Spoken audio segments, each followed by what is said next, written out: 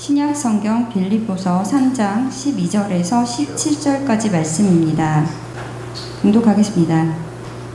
내가 이미 얻었다 함도 아니요 온전히 이루었다 함도 아니라 오직 내가 그리스도 예수께 잡힌 바 된 그것을 잡으려고 달려가노라.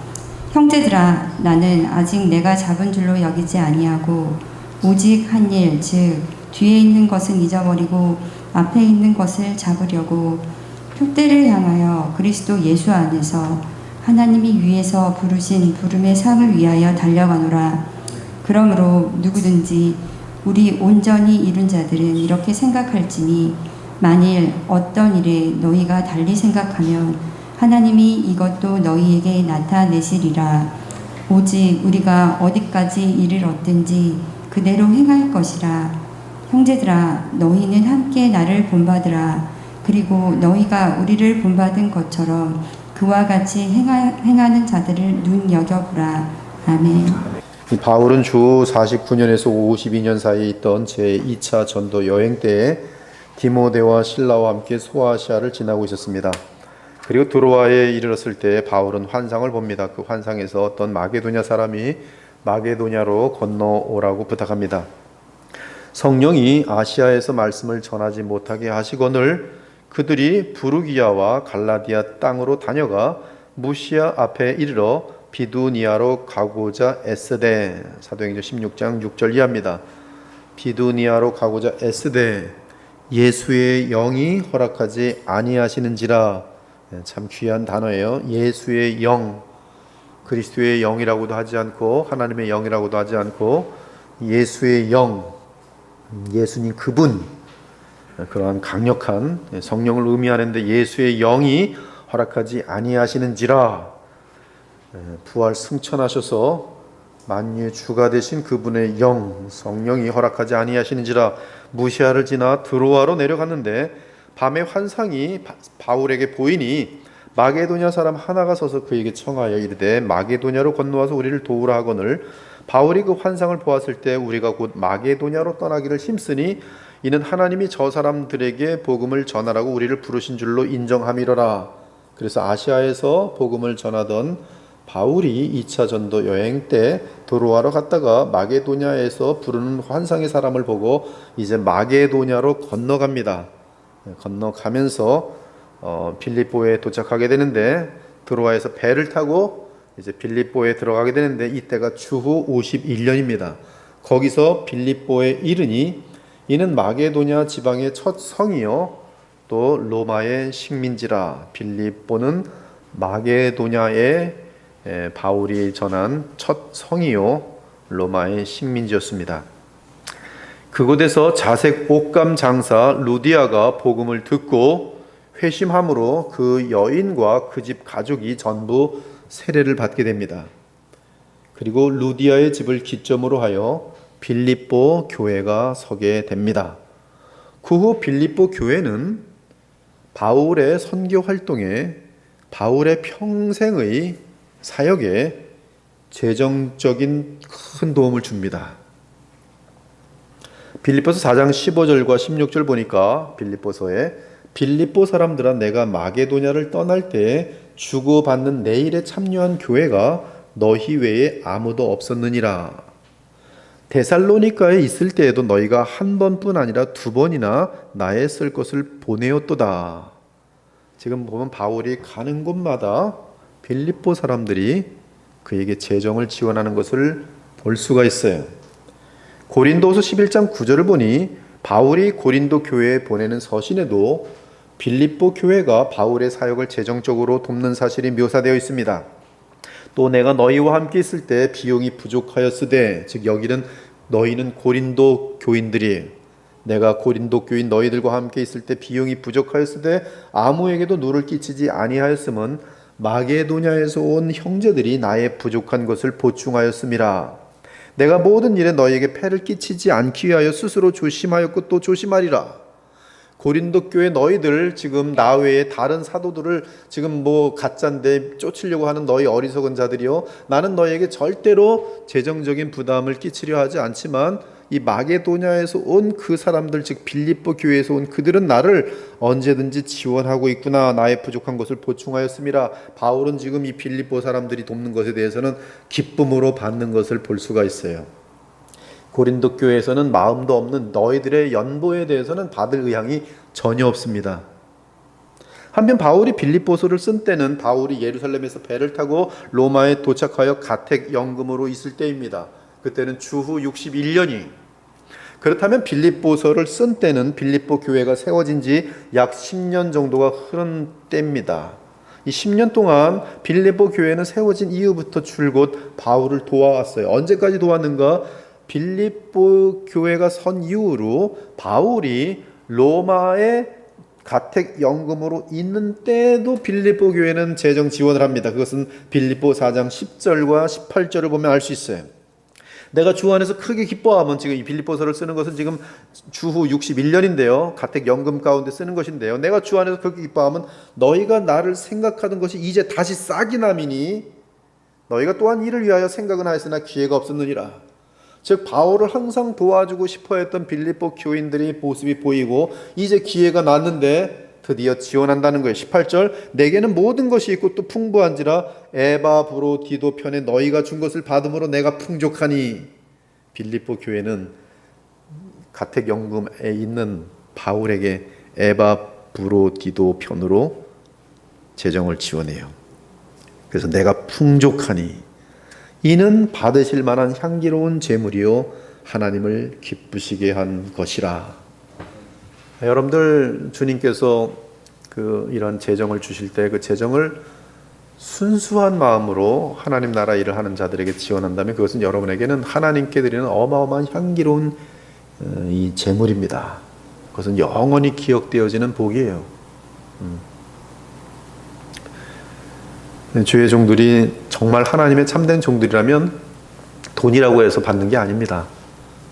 정말 자원하는 거룩한 마음 가운데에서의 그 헌금만이 진정 영원한. 바울이 안 받잖아요, 고린도 교회. 그러나 빌립보 교회의 진정한 헌물은 받아서 마음껏 죽는 그날까지도 지원받아 사용해. 이처럼 빌립보 교회는 바울의 사역에 재정적으로 큰 힘이 되어준 교회였습니다. 이에 바울의 마음에는 빌립보 교회가 평생 감사한 교회였고 의지할 만한 교회였습니다. 그러한 교회에 바울은 서신을 쓴 것이고 몇 가지 문제를 언급하고 해결하면서도 그 교회가 힘차게 설 수 있도록 복음의 핵심을 알려줍니다. 특히 빌립보서 3장은 유대주의 즉 율법주의에 대해 경계할 것을 언급하면서 참된 복음과 그 능력이 무엇인지를 자세히 알려줍니다. 이에 우리는 오늘 빌립보서 3장을 묵상하면서 복음의 핵심을 다루게 될 것이, 그리고 다음 주에 한 번 더 빌립보서 3장을 다루게 될 것입니다. 이 전편과 후편인데요. 먼저 오늘 빌립보서 3장을 여러분 펴셔서 보시면 빌립보서 3장을 쭉 보시면 2절을 보면은 바울은 복음을 막는 유대주의자들, 즉 율법주의자들을 개들이라고 부르고 있습니다. 왜 개들입니까? 유대주의자들, 즉 율법주의자들 개들이라고 부르고 있어요. 그들은 복음을 전하는 자들에게 아무 때나 달려들어 물어뜯고 방해하며 해쳤기 때문입니다. 이에 바울은 그들이 그리스도 예수님과 복음에 대적하는 개들이라고 표현하였어요. 굉장히 강력한 표현이죠. 나아가 행악하는 자들이라고 불렀습니다. 율법주의자들, 유대주의자들, 행악하는 자들이라. 그들은 그리스도를 통해 주신 하나님의 구원의 은혜를 거부하고 스스로 율법을 지켜서 구원을 얻으려고 했던 위선적인 종교인들이었습니다. 그들은 율법주의자들로서 언제나 할례를 받아야 구원을 얻는다고 할례를 구원의 조건으로 삼았고, 바울은 이에 대해 경계시키려고 몸을 상해하는 일을 삼가라고까지 말합니다. 이 데살로니가 전서 2장 15절 이하를 보면 이 유대주의자들, 즉 율법주의자들이 어떤 존재인지를 바울이 계속 설명합니다. 유대인은 주 예수와 선자들을 죽이고 우리를 쫓아내고 하나님을 기쁘시게 하지 아니하고 모든 사람에게 대적이 되어 우리가 이방인에게 말하여 구원받게 함을 그들이 금하여 자기 죄를 항상 채움에 노하심이 끝까지 그들에게 임하였느니라. 이 율법주의, 유대주의의 그러한 이 종교는 이슬람도 마찬가지예요. 이슬람도 마찬가지예요. 다 똑같습니다. 세상의 모든 종교들이 다 여기에 속해요. 이스마엘 그를 통해서 나온 거나 그 다음에 또 이제 지금 이런 율법주의자가 된 것이나 바리새인들, 동일하게 하나님의 복음에 예수님의 가장 큰 원수들입니다. 그래서 바울은 개들이라고 부를 정도예요. 사악한 자들, 악한 자들. 우리가 이방인에게 말하여 구원받게 함을 그들이 금하여 자기 죄를 항상 채움에 노하심이 끝까지 그들에게 임하였느니라. 근데 슬픈 것은 교회라는 이름으로 율법주의에 속한 교회들이 많은 것이죠. 복음이 없는 교회들은 또 다른 세상 종교와 다를 바가 없는 것이, 이슬람 교회나 또한 무슨 유대교회나 다를 바가 없는 것이. 그런데 성경은 복음의 원수로 여깁니다. 이처럼 바울은 율법주의를 철저한 복음의 원수로 두었어요.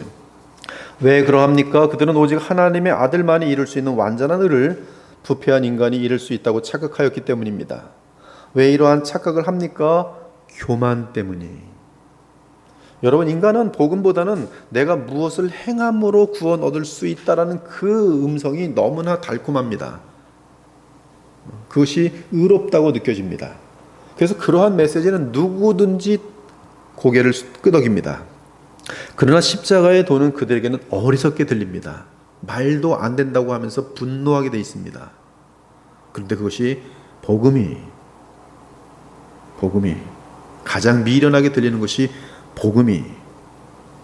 근데 이러한 자기의 또는 율법을 통해 하나님께 합격하여 구원받으려는 것은 교만입니다.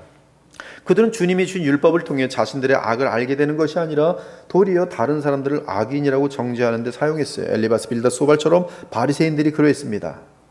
그들은 율법이 인간으로 하여금 죄를 깨달아 그리스도를 의지하게 하는 초등교사인 것을 망각하고 도리어 율법을 의지함으로 구원을 얻고자 하였으니 예수님을 구세주와 그리스도로 모시지 않은 것이. 그들은 결국 그리스도를 거부하고 그리스도를 십자가에 못 박는 장본인들이 됩니다. 여러분들 주의하십시오. 여러분들의 일반 상식 속에서는 율법주의자들이 옳아 보이고 선해 보일 것입니다. 그들의 행동은 실질적으로 선합니다. 그러나 그들은 복음의 길을 가로막음으로 그들을 통해서는 단 한 사람도 구원 얻지 못합니다. 그러므로 여러분들이 구원 얻고 참으로 하나님이 원하시는 그러한 아름다운 그러한 생명의 사람들이 되길 원하면 의도적으로 율법주의라는 것을 경계하고 이 알미니안 계통으로 연결되어지는 것인데요, 오직 복음으로 오실 때만이 진정한 변화가 여러분들에게 나타날 것이, 그렇지 않으면 나타나지 않습니다. 오히려 복음을 거부하게 돼 있어요. 복음을 전하는 자들을 박해하게 돼 있어요. 따라서 바울은 말합니다. 참으로 하나님의 자녀된 자들은 전통이나 형식에 따른 예배를 의지하지 않고 그리스도를 통해 하나님의 성령으로 하나님께 나아가는 자들이라고 합니다. 그들은 그리스도 예수를 자랑하고 인간의 부패한 본성을 믿지 않는 자들입니다. 그들은 영적으로 내면이 할례받은 자들로서 참으로 마음으로부터 거듭난 자들이, 무릇 표면적 유대인이 유대인이 아니요 표면적 육신의 할례가 아니라 오직 이면적 유대인이 유대인이며 할례는 마음에 할지니 영에 있고 율법 조문에 있지 아니한 것이라. 그 칭찬이 사람에게서가 아니요 다만 하나님에게서니라. 이런 의미에서 바울은 그리스도 예수님을 자랑하는 자들이야말로 할례파라고 언급하였어요. 그러면서 바울은 4절부터 자신에 대해 언급합니다. 바울은 다메섹 도상에서 부활 승천하셔서 영광을 얻으신 만유해 주신 예수 그리스도를 친히 영광 가운데 만나기 전에는 철저한 유대주의자였습니다. 즉 율법을 지켜서 구원 얻으려던 사악하고 교만한 자였습니다. 그러나 부활하셔서 영광 가운데 계신 주 예수 그리스도께서 그를 찾아오셔서 그분을 만나게 된 후 그는 회심을 하고 모든 것이 변하였습니다. 회심하고 거듭나 모든 것이 변하였습니다. 사실 바울은 유대교의 외적인 것들에 관한 한 거의 완벽하게 구비된 사람이었습니다. 이에 그는 4절과 6절에선 그러나 나도 육체를 신뢰할 만하며 만일 누구든지 다른 이가 육체를 신뢰할 것이 있는 줄로 생각하면 나는 더욱 그러하니 율법의 의로는 흠이 없는 자였다라고 고백합니다. 그러나 그리스도를 만난 후부터는 이전의 자랑거리가 아무런 가치가 없는 것이 되었습니다. 구원은 오직 하나님의 은혜로 인하여 예수 그리스도를 믿음으로 주어지는 것임을 알게 되었습니다. 또한 예수 그리스도를 닮아가는 능력 역시 인간의 힘이 아닌 믿음으로 인한 성령의 역사인 것을 알게 되었어요. 그러므로 그는 그가 거듭나기 전에 구원을 위한 조건으로 삼았던 모든 것을 도리어 해로 여기게 되었어요. 바울이 고백합니다. 그러나 무엇이든지 내게 유익하던 것을 내가 그리스도를 위하여 다 해로 여길 뿐더러 또한 모든 것을 해로 여김은 내 주 그리스도 예수를 아는 지식이 가장 고상하기 때문이라. 내가 그를 위하여 모든 것을 잃어버리고 배설물로 여김은 그리스도를 얻고 그 안에서 발견되려 함이니 내가 가진 은은 율법에서 난 것이 아니 오직 그리스도를 믿음으로 말미암은 것이니 곧 믿음으로 하나님께로부터 난 의라. 사랑하는 여러분, 여러분들은 지금 이 말씀을 성령의 조명하심과 은혜 때문에 너무나 어린아이처럼 쉽게 믿고 받아들이고 있습니다. 어마어마한 하나님의 은혜입니다, 여러분들. 이걸 자연스럽게 아무런 부담 없이 받는 것은 어마어마한 은혜예요. 중세시대 때 이 교회라는 조직은 복음을 잃었어요. 그리고 수도승들이 등장하고 제사장들이, 구약의 제사장들이 다시 신약 시대에도 등장해서 사제라는 존재들이 활동하게 됩니다. 그들은 지옥에 대한 두려움을 얻게 됩니다. 그 지옥에 대한 두려움을 주는 이유는 이제 그들을 얼마든지 manipulate, 이 전 사회를 조정하기 위한 여러 그 원인 때문에 그러한 것들로 강조해요. 사람들은, 전 세계 사람들은 전부 지옥에 대한 불안을 갖게 됩니다. 그리고 공동체 심리에서 전부 다 지옥에 떨어지기를 불안해하면서 대단히 공포에 쌓입니다. 그때 그들에게는 이 구원의 길이 무엇이냐면 공로를 쌓는 거예요. 선행을 해야 돼요. 도를 닦아야 돼요. 금욕해야 돼요. 적선해야 돼요. 성도들이 있었던, 위대한 사람들이 있었던 곳에 방문해서 거기서 은혜를 받아야 돼요. 마리아를 믿어야 돼요. 그래서 어떻게 해서든지 아무리 의를 쌓아서 구원의 가능성이 높아져야 돼요. 그래도 구원은 보장되지 않아요. 그래서 연옥이라는 것이 생겨요. 그리고 연옥에 다들 대부분 들어갈 것이, 아주 모든 사람들이 볼 때 저 사람은 죄가 하나도 없는 완전한 사람이다라는 사람 외에는 다 연옥으로 떨어져서, 이제 그리고 연옥에서도 또 밑에서 그 사람들을 위해 기도해 주는 사람이 있어야 돼요. 그리고 고통당하는 것 대신에 대체할 수 있는 방법을 알려주세요. 돈을 내면 되는 것이. 왜? 돈은 수고니까. 그래서 네가 수고하는 것이나 돈 벌어 수고하는 것이나 그것이 그거니까 이제 돈을 내미. 돈을 내면 연옥에 있는 사람들이 한 층씩 올라가요. 천국을 향하여. 나도 돈을 많이 교회에 내면 구원의 가능성은 점점 높아져요. 그것이 1000년 동안 종교개혁이 있기 전에 지금도 마찬가지의 구원의 개념이, 여러분, 면죄부라는 것은 지금도 사라지지 않았어요. 그들은 제사장 사제를 만나서 죄를 고백해야 돼요. 그러면 제사장은, 사제는 그런 죄를 졌습니까? 그러면 그것을 상쇄하기 위해서 여차한 일을 하십시오. 헌금을 얼마 하시고, 그리고 어떻게 무슨 고통을 당하시고 여러 가지 지시를 내려요. 그럼 그걸 행하면 지은 죄에 대해서 상쇄받아요. 그러나 용서받을 수 없는 죄들이 있어요. 대죄들, 살인죄, 무서운 죄들은 용서받지 못하고 지옥으로 떨어져요. 그런 것을 혹시 용서받을 수 있으려면 순교 베끄는 순교. 이슬람도 마찬가지. 그런 식의 개념이에요. 근데 그것이 교회 속에서 가르쳤던 내용들이었어요. 지금도 진행되고 있는 가르침이. 마틴 루터가 어거스틴 수도승이었는데 아무리 노력을 해도 내 속에 있는 죄가 제거지도 않고 천국에 갈 수 있다는 확신도 안 들고, 이 세상에 그럼 누가 천국에 갈 수 있는가? 아무도 없다라는 그런 결론이 막 들으면서 너무너무 큰 고통을 당하다가 성경을 계속 보는데 하나님의 은혜가 함께하면서 갈라디아서와 로마서를 공부할 때 오직 의인은 믿음으로 말미암아 살리라. 그 말씀 속에서 다시 복음을 찾아내. 여러분, 종교개혁은 딴 게 아닙니다. 복음을 찾아낸 하나님의 은혜예요.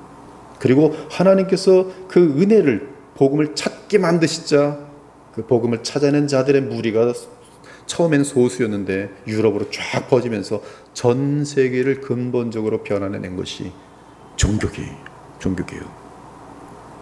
그리고 그와 함께 하나님께서는 칼빈이라는 사람을 한 26년 차이 나는데 세워가지고 다시는 복음을 잃지 않도록 체계적인 이 하나님 말씀에 대한 체계를 기독교 강요를 통해서 알려주고, 그리고 공교회들이 함께 모여서 이제 복음을 저 먼 훗날에도 주의 백성이라 하는 자들이 또 교회라고 하는 그 구조가, 조직이, 기관이 복음을 놓치지 않도록 한 것이 신앙 고백으로 전수되어 오는 것이지만, 그러나 지금도 허다한 교회들은 복음이 없어요. 항상 인간의 본성으로 율법을 전하고, 또 율법을 잘 지키면 복받고 못 지키면 매맞고, 그리고 혹시 구원의 문제도 율법을 잘 지켜보면 좀 더 가능성이 있고. 여러분, 지금 여러분들이 오늘 이 간단한 말씀 속에서 받은 그리스도의 의, 그것은 성경의 가장 중요한 주제로서 여호와 하나님의 의예요. 여호와 하나님으로부터 나온 의고 여호와 하나님이 계획하신 의예요. 그 의는 오직 예수 그리스도를 믿음으로 누구든지 죄가 많던 죄가 적던 상관없이 지옥에 떨어져야 되는 그들을 향하여 구원하시는 하나님의 유일한 구원의 길이. 그리스도를 믿음으로 말미암는 의는 죄로 인해 멸망한 모든 사람에게 유일한 소망입니다. 오직 그리스도께서 평생 흠없이 이루신 완전한 의만이 우리가 영생을 얻을 수 있는 의입니다. 오직 그리스도께서 십자가에 죽기까지 순종하신 그 의만이 우리에게 죄사함과 영생을 허락합니다. 이때 그리스도는 하나님의 아들이시. 그러므로 그분의 의는 우리 죄를 능히 다 덮을 수 있을 뿐만 아니라 모든 믿는 자에게 의롭다 칭함을 주시기에 충분합니다. 그러므로 그리스도 안에서 의의 옷을 입은 신자들은 그들의 죄가 능히 완전하게 덮입니다. 이는 그리스도의 의는 성삼위 하나님께서 태초에 마련한 여호와 하나님의 의로서 성자 하나님께서 사람의 몸을 입고 오셔서 이 땅 역사 가운데 이루신 완전한 의이기 때문에 그런 것이 옷이에요. 그래서 그 옷을 입으면 덮이는 거예요. 그래서 그 덮인 그 옷 때문에, 그 옷 때문에 하나님의 나라에 들어가는 것이, 그 예복을 입기 때문에 하나님의 나라에 환영받는 것이. 그러니 예수님을 믿는다는 것은 어마어마한 복이에요. 어마어마한 복이에요.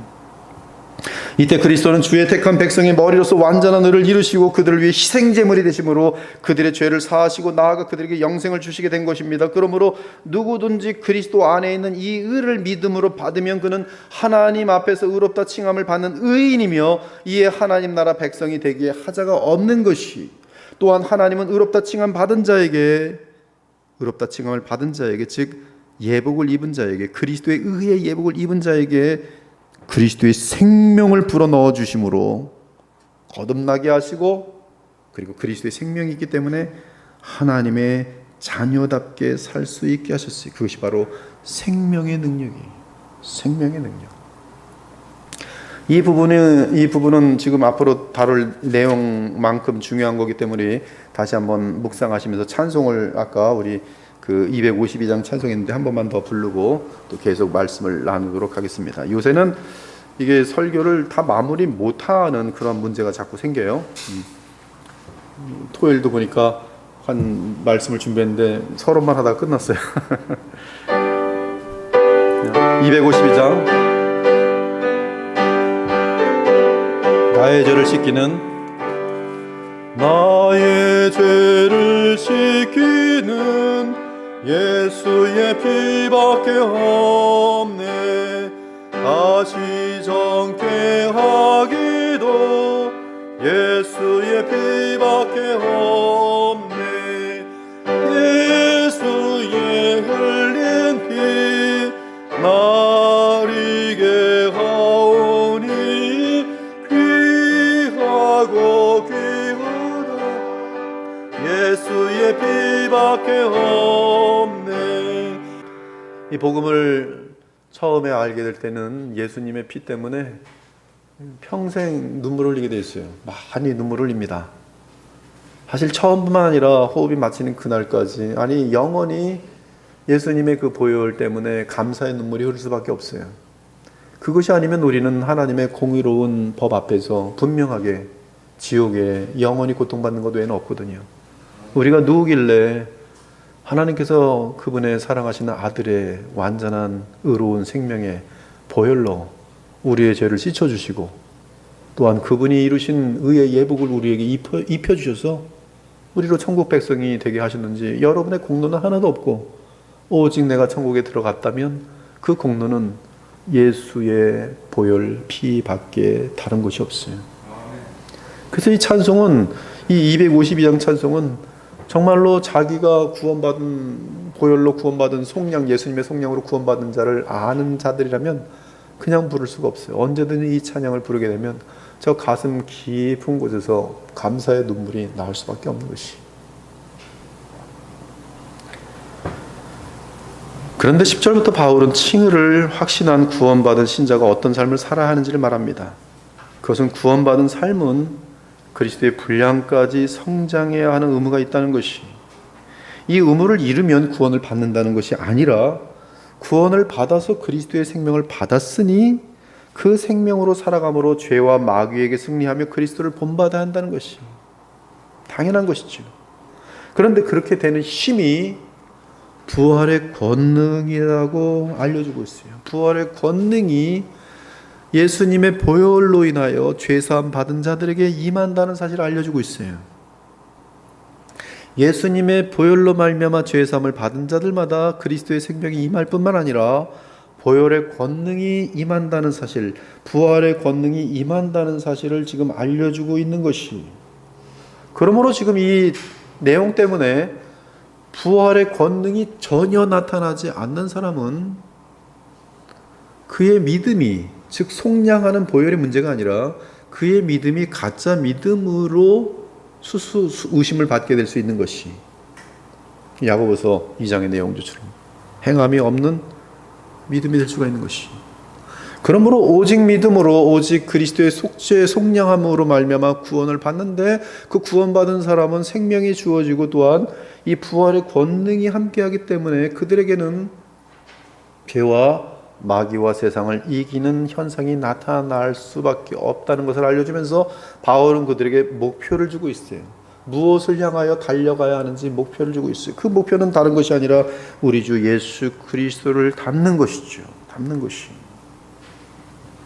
여러분, 예수님의 부활은 세 가지의 분명한 내용을 알려주는데, 그 첫째는 부활하신 예수, 즉 예수님이 부활하심으로 말미암아 그는 구약 4,000년 동안 예언해 온 그 메시아인 사실이 확증됩니다. 둘째는 그분이 바로 부활하셨으므로 바로 그 메시아이기 때문에 그분의 십자가의 죽으심은 바로 그에게 속한 믿는 주의 백성들을 위한 속량이라는 사실이 입증되도록 되어 있어요. 즉 주 예수님의 십자가의 죽음은 그 죽으신 분이 하나님의 아들이요 그리스도로서 부활로 입증되었기 때문에 그 죽으심은 자신을 위한 죽으심이 아니라, 의로운 자신을 위한 죽으심이 아니라 죄인 된 우리를 위한 대속의 죽음인 사실이 증명된다, 이 말씀이. 그러므로 이 사도행전 13장에도 보면은 하나님께서 살리신 이는, 즉 부활하신 이는 썩음을 당하지 아니하였나니 그러므로 형제들아 너희가 알 것은 이 사람을 힘입어, 이 부활하신 예수님 그분 때문에 죄사함을 너희가 받는 줄 알미라, 이것을 너희에게 전한다라고 얘기해 주고 있어요. 또한 로마서에서 바울은 곧 예수 그리스도를 죽은 자 가운데서 살리신 이를 믿는 것인데, 이는 예수가 우리가 범죄한 것 때문에 내줌이 되고, 그는 십자가에 죽을 이유가 없지만 우리 때문에, 우리의 범죄 때문에 내줌이 되고, 또한 우리를 의롭다 하시기 위하여 살아나셨느니라. 그분의 살아나심은 그가 곧 메시아요 하나님의 아들로 입증되는 것이므로, 그분이 십자가에 죽으심은 나를 위하여 죽으신 사건으로서 내 범죄함이 용서함 받는다는 근거가 되는 것이. 그러므로 그리스도께서 대상을 삼으시고 죽으신 그 대상들은 누구도 고발할 수가 없어요. 그러므로 이제 그리스도 예수 안에 있는 자에게는 결코 정죄함이 없나니, 결코 정죄함이 없습니다. 결코 지옥에 떨어질 수가 없어요. 정죄함이 없기 때문에. 누가 능히 하나님께서 택하신 자들을 고발하리요, 의롭다 하신 이는 하나님이시니 누가 정죄하리요. 죽으실 뿐 아니라 다시 살아나신 이는 그리스도 예수시니 그는 하나님 우편에 계신 자요 우리를 위하여 간구하시는 자시라. 부활하셔서 다시 살아나신, 영원히 사시는 나사렛 사람 예수, 그분은 하늘에 오셔서 대제사장이 되셨어요. 나사렛 예수, 그분은 영원한 대제사장이 되셨어요. 그래서 우리를 위하여 간구하신다라고 되어 있어요. 그러므로 우리에게 큰 대제사장이 계시니 승천하신 이곳 하나님의 아들 예수시라. 우리에게 있는 대제사장은 우리의 연약함을 동정하지 못하실 리가 아니요 모든 일에 우리와 똑같이 시험을 받으신 이로되 죄는 없으시니라. 그러므로 우리는 긍휼하심을 받고 때를 따라 돕는 은혜를 얻게 하여 은혜 보좌 앞에 담대히 나아갈 것이니라. 우리에게는 정죄함이 없습니다. 이미 과거, 현재, 미래 모든 죄가 예수 그리스도의 속량하심으로 다 덮어져 버렸습니다. 현재 짓는 죄에 대해서도 관계를 위하여 우리 주 예수께서는 대제사장으로서 우리의 죄를 또 용서하시고 덮어주십니다. 그러므로 우리는 담대히 하나님 보좌 앞에 죄사함 받고 나아갈 수가 있는 것이 관계 문제. 이것은 형법 문제가 아니고, 지옥에 떨어지지 않지만 그러나 내가 죄를 짐으로 말미암아 하나님과 관계가 서먹해질 때 그 죄를 토실하고 그리스도께 맡기면 그리스도께서 그의 영원한 효력으로 우리의 죄를 용서하시고 내 마음은 깨끗한 마음이 되어 하나님 보좌 앞에 담대히 나아가 예배가 성립되는 것이, 그것이 부활의 중요한 핵심의 내용이에요. 그런데 그 부활하신 주님은 세 번째로 성경이 강조하는 것이 뭐냐면 우리에게 성령을 보내신 사실이, 성령을 보내셨으며 지금도 보내시고 계세요. 성령은 우리 안에 이미 와 계십니다. 그러나 성령은 그리스도께서 보내심으로 우리 안에 충만하게 거하십니다. 그러므로 그리스도를 바라보는 자들은 내 안에 계신 성령으로 인하여 충만하게 되도록 되어 있는 것이, 바울은 이 성령을 보내셔서 우리에게 어떠한 거룩한 생명력을 부어주는 것을 가지고 부활의 권능이라 했어요. 여러분, 이 부활의 권능은 내세의 권능입니다. 새하늘과 새 땅에 들어갔을 때 그 모든 백성들을 영원한 생명 가운데 붙들어주는 가장 하나님의 완전하시고 무한한 전능하신 거룩의 능력이 있을 것인데, 그 능력이 부활하신 예수 그리스도 안에서 여러분들이 성령이 부어짐으로 말미암아 여러분에게 임하여 버렸는데 그것이 부활의 권능이에요. 근데 바울은 오늘 빌립보 3장에서 그 사실을 성도들이 알기를 바라고 있는 것이, 내가 그리스도와 그 부활의 권능과 그 고난의 참여함을 알고자 하여, 여기 더 깊은 내용은 이제 다음 주에 다룰 것인데, 그 부활의 권능, 그로 인한 그 고난의 참여함에 대해서 다음 주에 다룰 것이, 이 부분을 알게 될 때 우리는 이 부활의 권능이라는 것이 우리에게 어떻게 역사되어져서 어떠한 결실을 맺게 되는지 다음 주에 나타나게 될 것이. 근데 오늘은 일단 이 속량함을 받은, 구원받은 자들은 예수님의 생명이 그에게 임하였을 뿐만 아니라 부활의 권능이 임하였다는 사실을 지금 바울은 알려주고 있다는 사실을 여러분들이 지금 아셔야 되는 것이, 어린아이처럼 성경의 증언이기 때문에 믿고 받으시면 이것이 여러분에게 삶의 실제가 됩니다. 정말로 부활의 권능이 임하는 것이. 따라서 신자들은 성령을 받게 되었고 성령은 신자들을 인치시고 부활을 보증합니다. 로마서 5장을 보면 아담이 모든 인류의 머리인 것처럼 부활하신 예수님은 믿음으로 주의 생명을 받은 자들의 머리라고 말하고 있어요. 머리. 그래서 그 머리로부터 온 몸이 마디와 힘줄로 공급함을 받고 연합하여 하나님이 자라게 하심으로 자라느니라. 그 심지어 신자들은 영적으로는 이미 그리스도와 함께 부활하여 그리스도와 함께 일으켜짐을 받아서, 부활이란 단어하고 똑같은 이 단어가 사용되는데요, 죽음으로부터 일으킴을 받은 것, 일으킴을 받다라는 단어가 예수님께 사용되면서 예수님의 부활을 의미합니다. 그런데 예수님의 부활과 함께 우리가 영적으로 죄로부터 일으킴을 받고 사망으로부터 일으킴을 받고 이 애굽이라는 사탄의 종노릇하는 상태에서 일으킴을 받고라고 표현되어 있어요. 긍휼이 풍성하신 하나님이 우리를 사랑하신 그 큰 사랑을 인하여 허물로 죽은 우리를 그리스도와 함께 살리셨고, 죽은 자를 살리셨고 생명을 주셨어요. 너희는 은혜로 구원을 받은 것이라 또 함께 일으키사 생명을 주셨어요. 일으키십니다. 부활의 그림이 첫째 부활이라고 할 수 있어요.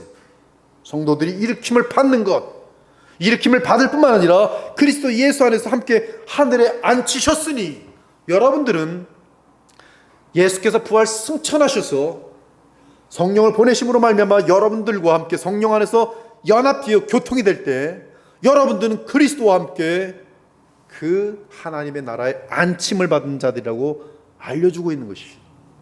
이는 그리스도 예수 안에서 우리에게 자비하심으로써 그 은혜의 지극히 풍성함을 오는 여러 세대에 나타내려 하심이라. 이미 발생된 사건이고 지금도 우리에게 이것을, 이 굿소식, 이 새로운 이 복음을 통해서 우리는 그 사실을 알게 되고 있는 것이, 그러므로 부활의 소망을 분명하게 갖고 그 영혼이 그리스도 안에서 하늘에 앉아있는 신자들은 죽음을 두려워하지 않고 언제나 주의 편에 섭니다. 그러한 순교 정신의 역사가 기독교의 역사인 것이, 이에 초대교회 때 부활을 믿는 신자들은 죽음을 각오하고 진실한 마음과 입술과 삶으로 예수 그리스도와 그분의 십자가의 복음을 온 세상에 알릴 수 있었어요. 이렇게 예수님의 부활이 의미하는 바를 세 가지로 정리할 수 있는데요.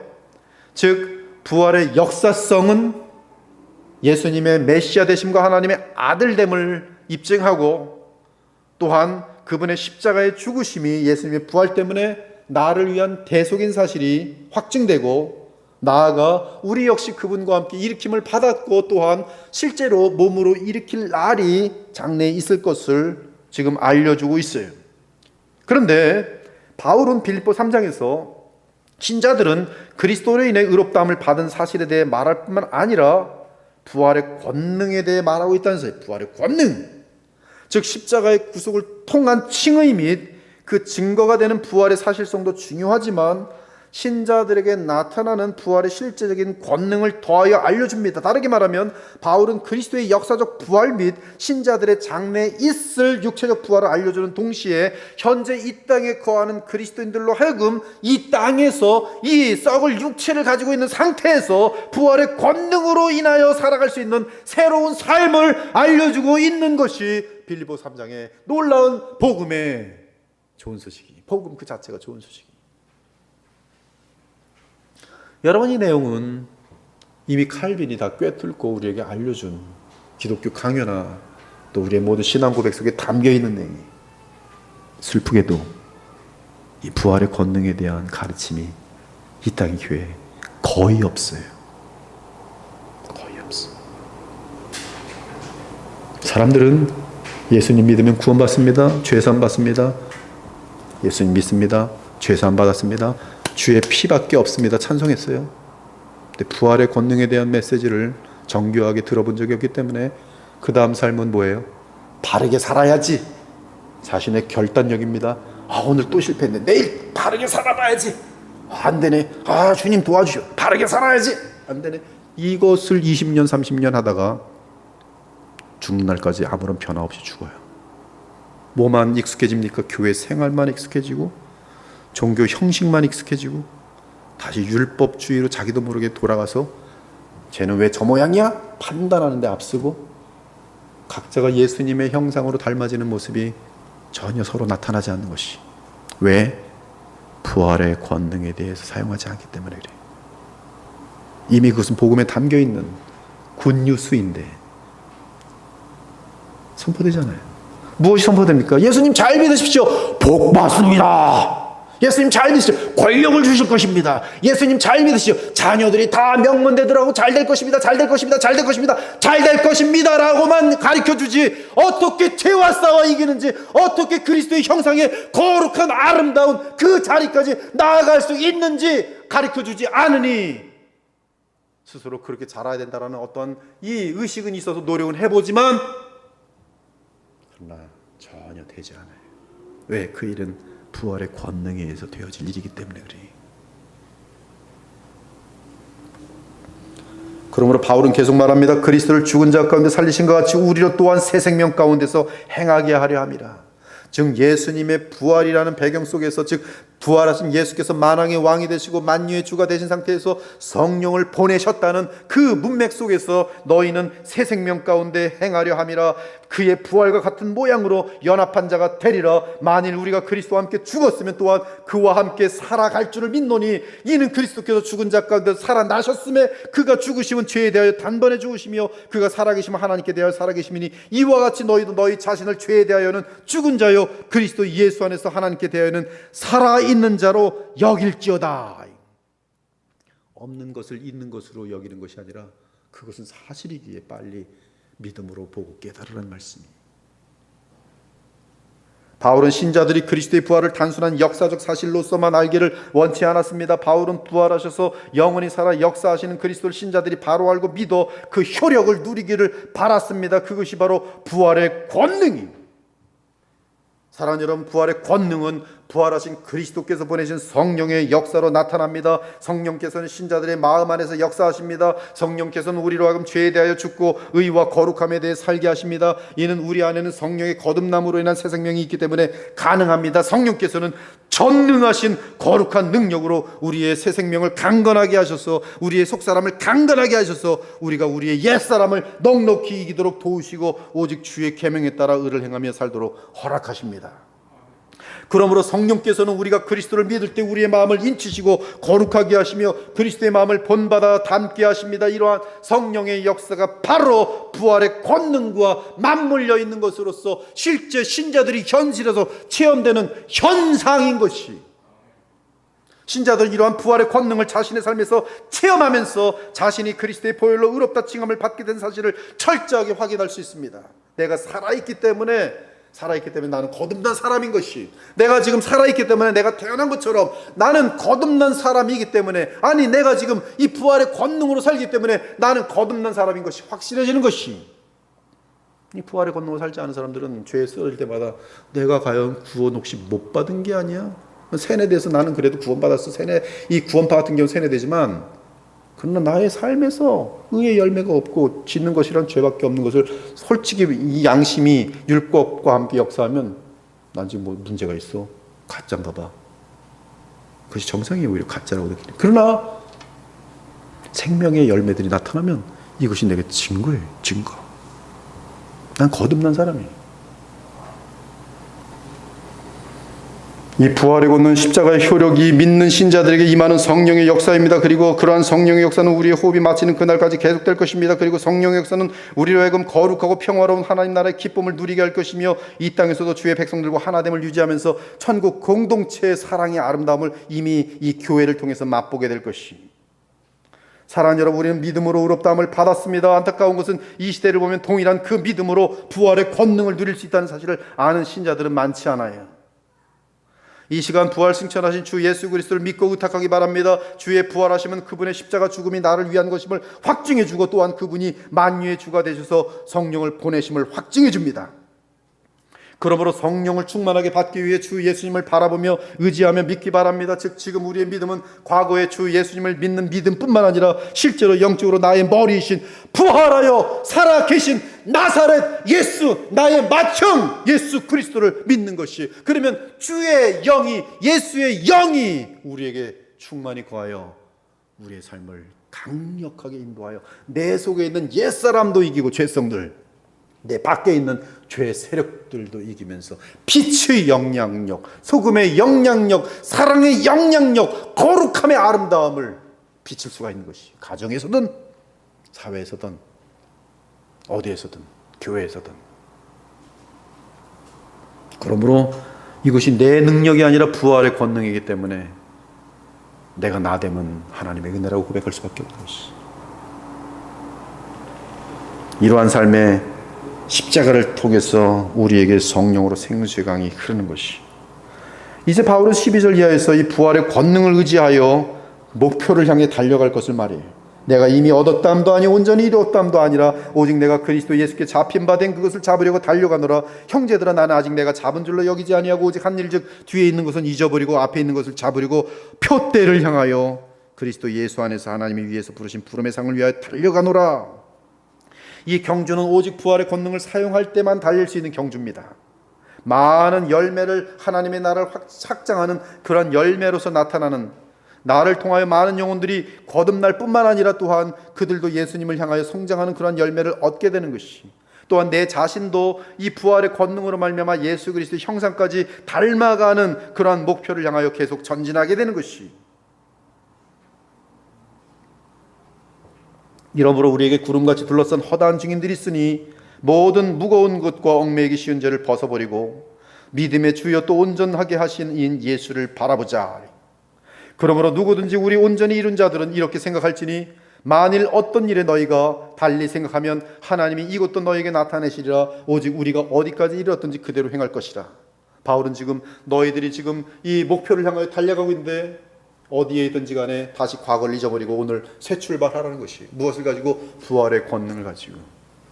부활의 권능을 가지고 계속 우리는 그리스도의 형상까지 자라날 수 있어요. 그리고 그것은 여러분의 영원한 영광이 되는 것이. 인생이 길지 않습니다. 짧아요. 어떤 사람은 교회 50년 다녔는데 20살 때의 음란의 죄역이 60살 때도 그대로 남아있어요. 이 사람은 부활의 권능을 한 번도 사용해 본 적이 없는 사람이에요. 어떤 자매는 거짓말을 잘하고 남을 뒤에서 수군거리는데 20살 때도 그랬는데 70살 때도 동일한 짓을 하고 있어요. 더 간교해져서 안 들키게 할 줄 아는 능력만 배웠어요. 그는 복음이 무엇인지 전혀 맛보지 못한 교회 사람일 뿐이. 여러분이 지금 어디에 와 있는지 여러분의 열매를 보시고 여러분의 성품 보세요. 부활의 권능으로 살아간 자들에게는 언제나 열매가 있어요. 하나님께서 인정해 주시는 영원한 열매들이 있어요. 마지막으로 17절인데요. 이 17절은 거의 다루지 않습니다. 그리고 읽어도 무슨 말인지 모르고 쑥 지나가요. 그러나 우리는 17절을 부활의 권능이라는 문맥 속에서 대단히 소중한 내용이에요. 17절. 그 17절은 우리가 사람이기 때문에 사람으로부터의 도움을 받으라고 바울은 말합니다.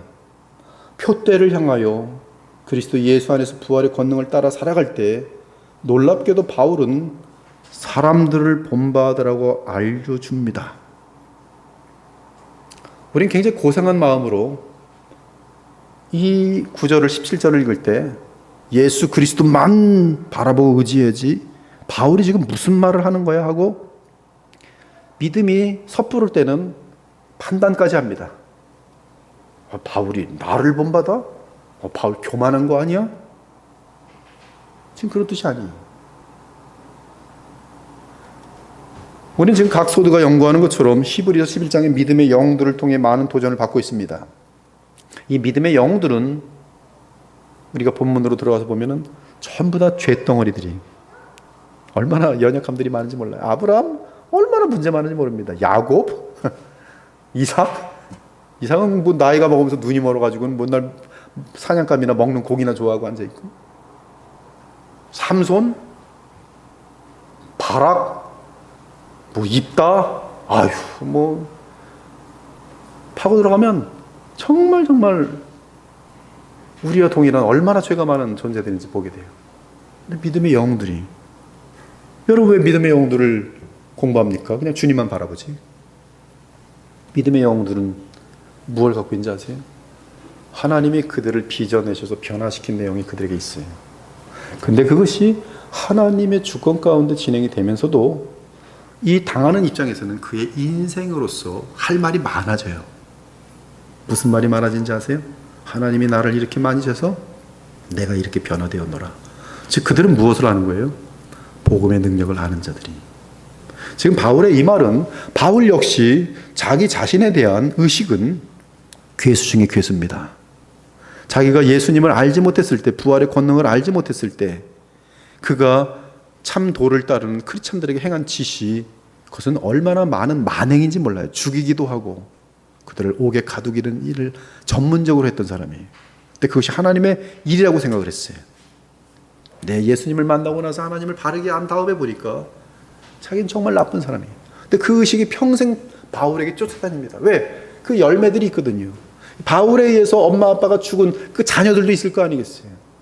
또 그렇게 해서 완전히 쫄딱 망한 많은 가정들이 있을 거 아시겠어요. 얼마나 바울이 무서웠던 사람들인지. 바울이 돌이켰을 때도 사람들이 믿지 않았어요. 저거 지금 우리를 다 잡아가려고 쇼하는 것이다 라고 의심할 정도였어요. 그때 이 바나바가 간신히 진정을 얘기해 줌으로 말미암아 교회가 바울을 조금씩 문을 열고 확인하기 시작했죠. 근데 바울이 나를 따르라? 뭘 따라요? 바울의 뭐를 따르란 말이에요? 바울의 인간적인 위대함을 따르란 말이에요? 아니에요. 지금 바울이 말하는 것은 나를 변화시키는 부활의 권능을 볼 줄 알라는 말씀이에요. 즉 복음을 따라가는, 예수님을 따라가는 나를, 복음의 능력으로 살아가는 나를 배우라는 것이. 바울은 나를 만져주신 하나님의 그 은혜와 복음의 역사를 정확히 보았어요. 그리고 체험했어요. 십자가에 달리신 나사렛 예수 그리스도, 그분을 믿고 바라볼 때에 친히 만났으며 그분이 보내주신 성령이 자신에게 임하는 것을 체험했으며 그 이후에 자기 마음과 즉 지정의가 근본적으로 변화되면서 내가 어떠한 사람이 되는지 내가 아는 거예요. 내가 어떤 사람이었는데 어떤 사람이 되는지 내가 알아요. 그러므로 너희는 나를 본받으라. 너희도 그렇게 될 것입니다. 이 사람들도 그 바울에게 배운 복음으로 그대로 믿고 어린아이처럼 따라봐 보니 자기들도 변화되는 거예요. 무엇에 의해서? 부활의 권능에 의해서. 바울이 말합니다. 너희들은 부활의 권능에 의해서 변화된 사람들을 눈여겨보라. 그리고 그들에게 배우라, 이 말씀이에요.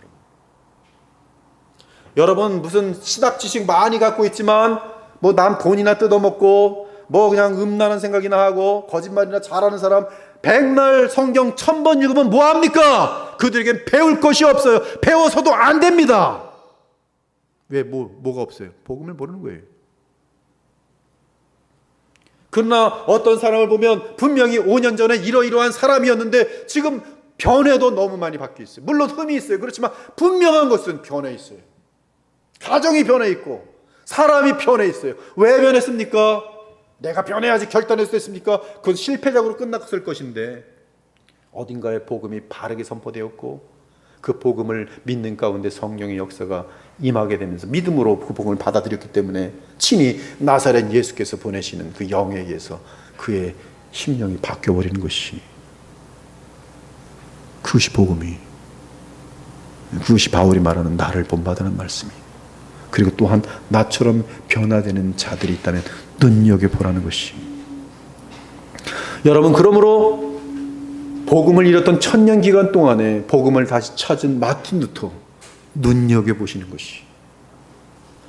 존 칼빈 하나님 말씀을 복음 안에서 다시 집성한 그 존 칼빈의 삶을 눈여겨봐야 되는 것이. 근데 그것이 여기서 멈추는 게 아니라 그 이후 이 동일한 복음에 의해서 동일한 체험입니다. 즉 부활의 권능에 의해서 내가 원래 이러이러한 아주 야가 빠지고 아주 더럽고 간교한 존재였는데 주님의 사랑과 은혜와 그 부활의 권능에 의해서 어떤 사람으로 변화되는지 자기가 아는 사람들은 자기도 모르게 변화되어 있고 그들은 그 복음을 전할 수밖에 없는 거예요. 왜? 내가 체험한 것인데. 그 체험이 동일하다는 것이 누구에게? 하나님의 자녀들에게. 무엇이 있을 때? 복음이 온전히 선포될 때. 지금 그리스도의 보혈교회는 공동체, 이 교회의 거룩한 공동체적으로 이 복음이 계속 선포되는 가운데 이 복음이 정말 성경이 약속하신 그러한 부활의 권능이 나타나는 복음이라면 믿는 자들마다 변하도록 돼 있어요. 나의 결단력에 의해 변화되는 게 아니라 나를 주님께 의탁하는 믿음에 의해서 성령께서 그 마음을 사로잡으셔서 친히 예수께서 그의 영으로 우리를 빚어내시는 역사가 나타나는데 거기에 임하게 되는 사람들은 알아요. 나는 절대로 변화될 수 없었던 사람이에요. 절대로. 얼마나 많은 노력을 했는지 모릅니다. 다 알아요. 근데 어느 날 변화되기 시작해요. 그것이 부활의 권능이에요. 오늘 바울은 그 부활의 권능을 알려주고 있어요. 그리고 그런 부활의 권능을 사용할 줄 아는 자들을 눈여겨보라. 그러므로 우리는 성경의 믿음의 영들, 나아가 교회 역사 속의 믿음의 영들을 본받아 그들의 자서전을 읽고 그들이 남겨놓은 책들을 읽는 것이며, 또한 복음적인 교회를 이끌어가는 주의 종들을 귀히 여기고 따르며 배우는 것이. 오늘 뭐하러 설교를 듣습니까? 집에서 성경 읽으면 되지. 그렇잖아요. 뭐하러 설교를 들어요? 왜? 설교에는 분명히 틀린 것도 많을 텐데. 완전한 말이 될 수 없잖아요. 사람의 말인데. 그러나 하나님께서는 그 복음을 체험한 자들로 하여금 이 복음을 전하도록 하셨어요. 그리고 그 복음을 또 듣고 또 부활의 권능으로 또 새롭게 변화되면서 또 다른 사람이 되어 또 변화됐어요. 그리고 또 주의 종으로 부름받고 또 그래요. 오늘 앞으로도 이 교회가 그러한 분명한 복음을 붙들고 계속적으로 함께 변화되면서 함께 도전받으면서 이 시대 가운데 놀라운 영원한 가치를 위해 쓰임받을 수 있는 저와 여러분 되시기를 우리 주 예수 그리스도의 이름으로 축원합니다. 아멘. 주 하나님 감사합니다. 오늘 바울이 간절하게 빌립보 교회에 사랑하는 마음으로 전한 복음의 핵심을 나눴습니다.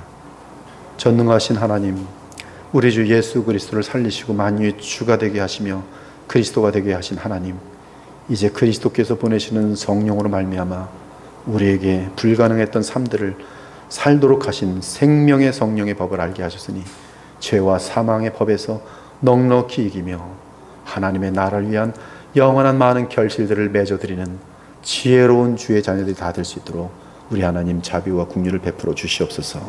살아계신 우리 주 예수 그리스도의 이름으로 기도합니다. 아멘.